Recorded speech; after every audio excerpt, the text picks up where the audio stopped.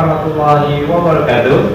Bertemu lagi ya anak-anak bersama Bapak Yudi dalam acara Bando Bahasa Indonesia.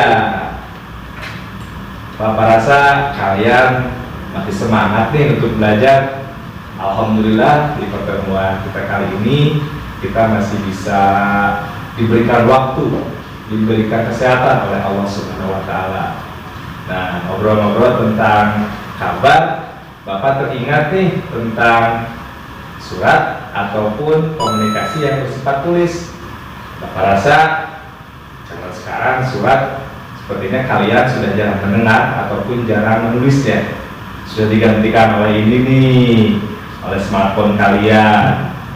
Padahal surat itu dalam perkembangan zaman masih dipakai walaupun sekarang sudah era digital. Oleh karena itu, biar anak-anak Bapak lebih paham mengenai surat, Bapak akan undang nih teman Bapak. Siapa coba?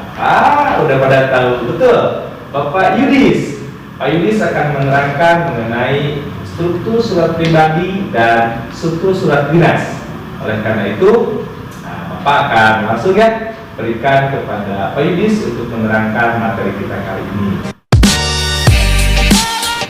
Assalamualaikum warahmatullahi wabarakatuh. Apa kabar anak-anakku? Terima kasih kepada Pak Yudi yang telah memberikan Bapak kesempatan untuk menyampaikan materi dalam acara Bando Bahasa Indonesia. Pak Yudi kali ini akan menerangkan mengenai surat. Seperti yang tadi disinggung oleh Pak Yudi tadi, bahwa surat itu dibagi menjadi dua. Yang pertama ada yang disebut sebagai surat pribadi, yang kedua adalah surat dinas. Apa sih bedanya? Kita akan lihat ya. Kalau kita lihat, dua surat tersebut memiliki kesamaan dan perbedaan. Kita mulai yang pertama dari surat pribadi. Pengertiannya apa coba? Ada yang tahu? Yang disebut surat pribadi adalah bentuk komunikasi tulis yang berisi keperluan pribadi antara satu orang dengan orang yang lain. Itu pengertiannya. Jangan sampai lupa ya. Bagian yang kedua, apa sih bagian-bagian dari surat pribadi? Kita lihat. Yang pertama ada yang disebut sebagai alamat dan tanggal surat. Yang kedua, salam pembuka.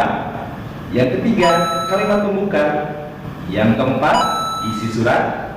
Yang kelima, penutup. Penutup apa? Penutup surat. Yang keenam, ada salam penutup. Yang ketujuh, nama dan tantangan jelas. Itu adalah surat pribadi, bagian-bagiannya. Bisa dilihat nanti di sini bagian-bagian dari surat pribadi, dimulai dari poin 1 sampai dengan poin terakhir. Untuk materi selanjutnya, Pak Yudis akan menerangkan mengenai surat dinas. Oleh karena itu, anak-anak Bapak tolong perhatikan dengan baik dan benar, oke? Yang pertama, kita mulai dari pengertian surat dinas. Seperti yang telah kita ketahui, bahwa surat dinas merupakan bentuk komunikasi tulis yang berisi tentang keperluan kedinasan yang bersifat resmi. Mengapa resmi? Karena surat yang kita buat ditujukan untuk lembaga, untuk sebuah institusi, sehingga bahasanya harus baku dan resmi. Berbeda dengan surat pribadi, surat dinas harus menggunakan bahasa yang baku karena keperluannya untuk institusi atau lembaga. Paham ya sampai sini ya? Yang kedua, kita akan berangkat mengenai bagian-bagiannya. Apa saja sih? Ya. Yang pertama ada yang dimaksud dengan kepala surat atau pokok surat.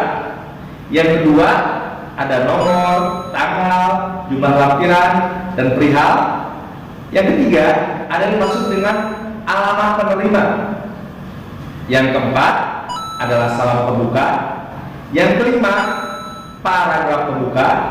Yang keenam, apa yang keenam? Inti surat. Yang ketujuh adalah paragraf penutup. Yang kedelapan adalah salam penutup. Yang kesembilan adalah nama dan tanda tangan yang jelas. Biasanya suka ada lampiran kalau diperlukan.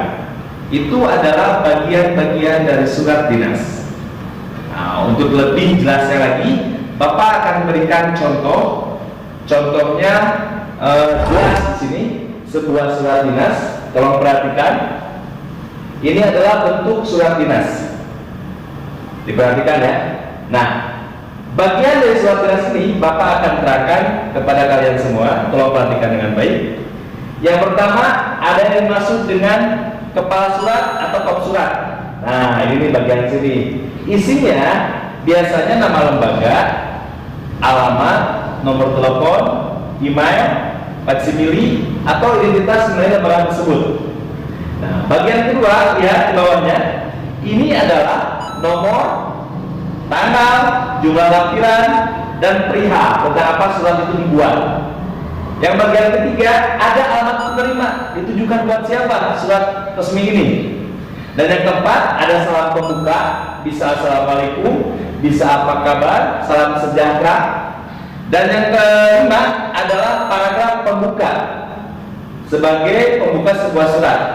Yang keenam, inti surat tentang apa? Apakah ini memberikan kita informasi atau memberikan kita himbauan, tergantung keperluan, ya. Dan yang selanjutnya adalah paragraf penutup. Nah, paragraf penutup ini mengakhiri sebuah inti surat.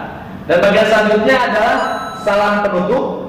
Nah, bagian terakhir adalah nama dan tanda tangan yang jelas. Kadang-kala diikuti dengan lampiran yang di bawah. Ini fungsinya sebagai tembusan atau sebagai pemberitahuan soalnya untuk siapa saja. Bisa digunakan, bisa tidak. Dari materi yang Bapak terangkan tadi, Bapak harap anak-anak Bapak supaya ini selalu berharap lebih paham, lebih mengerti, dan lebih bisa memahami bagaimana menelaah sebuah struktur surat dinas dan surat pribadi. Nah, oleh karena itu, belajar yang baik, terus bersemangat, berdoa, berikhtiar, tetap nyalakan api belajar kalian lebih baik, lebih panas, dan lebih tinggi.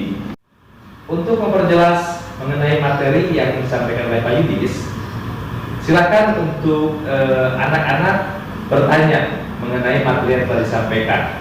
Untuk pertanyaan pertama, silakan Cesa. Assalamualaikum warahmatullahi wabarakatuh.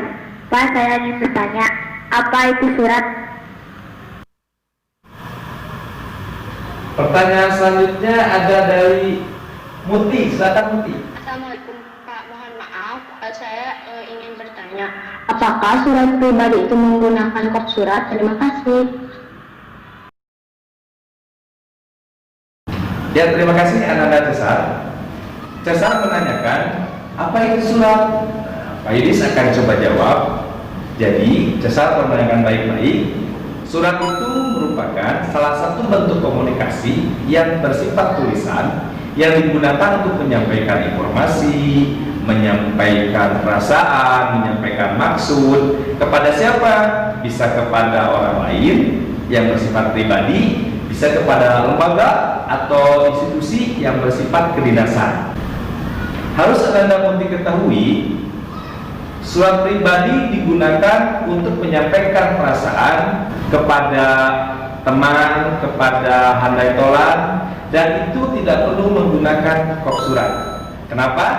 Karena bukan berasal dari lembaga. Itu Muti sendiri yang menulis secara pribadi kepada saudara ataupun kepada teman. Yang menggunakan kop surat itu hanya lembaga atau institusi.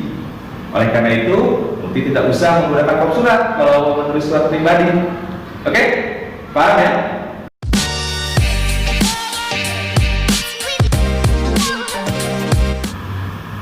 Alhamdulillah anak-anak semua, materi mengenai struktur surat pribadi dan surat dinas telah disampaikan dan telah dibahas oleh Pak Yudis dan oleh Bapak.